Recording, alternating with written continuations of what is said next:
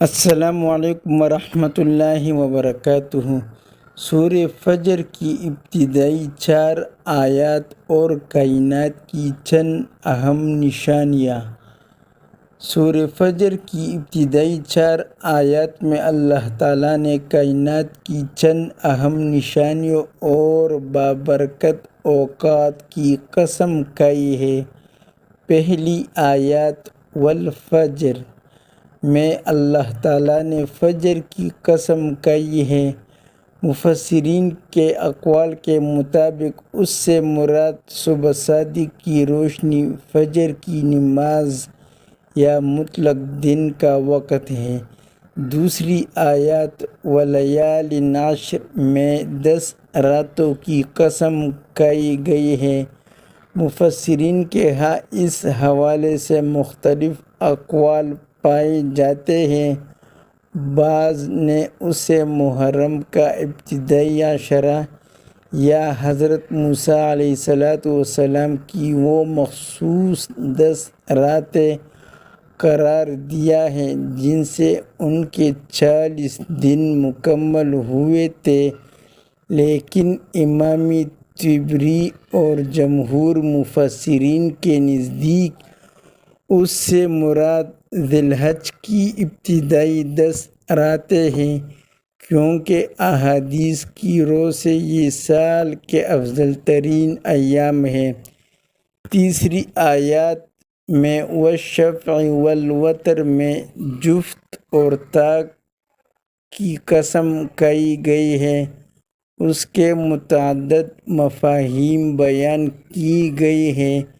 ایک مشہور قول کے مطابق جفت سے مراد قربانی کا دن 10 ذی الحجہ اور طاق سے مراد یوم عرفہ 9 ذی الحجہ ہے۔ ایک اور تفسیری رائے یہ ہے کہ جفت سے مراد کائنات کی تمام مخلوقات ہے جنہیں اللہ تعالیٰ نے جوڑوں میں پیدا کیا، جبکہ طاق سے مراد اللہ تعالیٰ کی ذات وحدہ ہے۔ علاوہ ازیں اسے فرض نمازوں کی رکعات یعنی فجر، ظہر، عصر و عشاء، جفت اور مغرب و وتر طاق سے بھی تعبیر کیا گیا ہے۔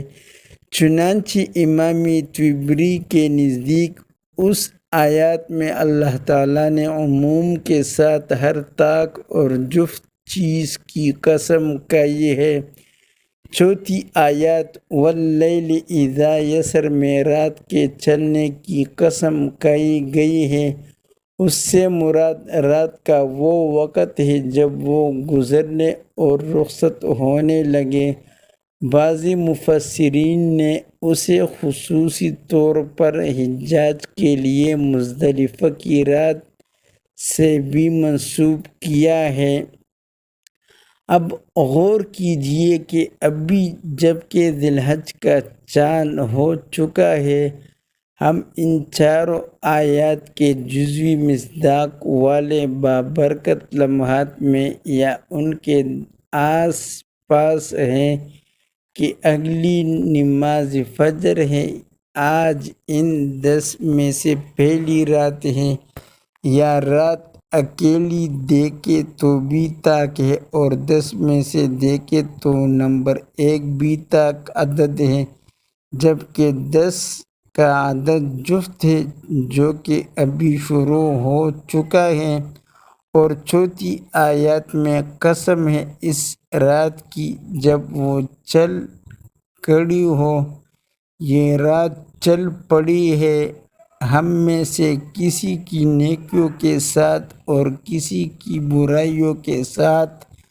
مزید لطف کی بات یہ ہے کہ ان 4 آیات میں ایک لوپ ہے کہ واللیل اذا یسر کے بعد پھر سے والفجر کا آغاز ہو جائے گا، جو جفت اور طاق والی تمام چیزوں کے ساتھ ولیال عشر میں سے ایک پر ہمیں پھر پہنچا دے گی، اور اس پر واللیل اذا یسر پھر صادق آئے گا والفجر تک۔